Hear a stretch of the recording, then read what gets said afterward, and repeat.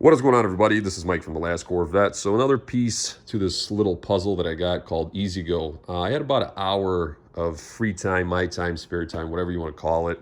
I got these seat skins or seat covers from uptoparcovers.com. They're out of Clearwater, Florida. They're pre-cut, pre-stitched exactly to this model. And I got them about, I got them earlier this week in the mail. It took about a week for me to get them. And let me just tell you, they're great. The stitching is great. The fitment is great. Obviously, this is not my first rodeo of doing vinyl. I do have to say, if you're going to do vinyl, I do recommend that you do it either inside or in a heated space, or just wait till spring or summer when the weather warms up. Today was right around 50, so it wasn't so bad.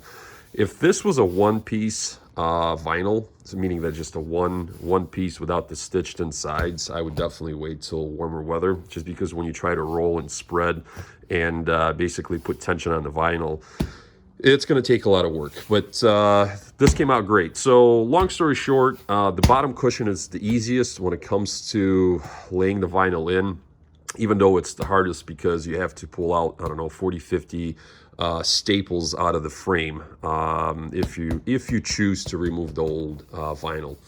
I also kept the trim. I was very careful with it because this is original trim. Just goes on the bottom of the seat, bottom of the cushion. Same thing, staples hold it in place.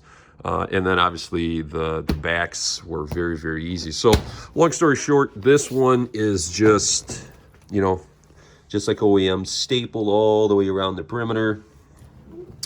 These backs are same thing. You got stitches on the side to make it easier to basically shape the vinyl. But on this ezgo, you have this back fascia, this back cover. You have a screw here. You have a screw over there. You remove the two Phillips style screws. You pull this back and it slides out and it reveals two bolts that actually there's a bracket right here off this frame that holds the back in place. And same thing, it's the same process. You remove the staples and then you restaple your new skin.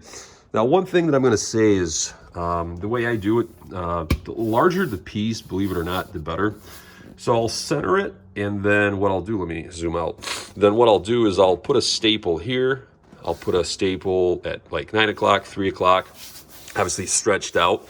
Then I will stretch it out and put one at 12 and 6 o'clock, and that's when you start working the perimeter. Just one staple at a time, because sometimes you have to undo certain spots to stretch it and form it. But yeah, it looks pretty good. I like it. And, on to the next. The next one is going to be the upper steering column bushing, shocks, and the axle fluid. Talk to you guys later.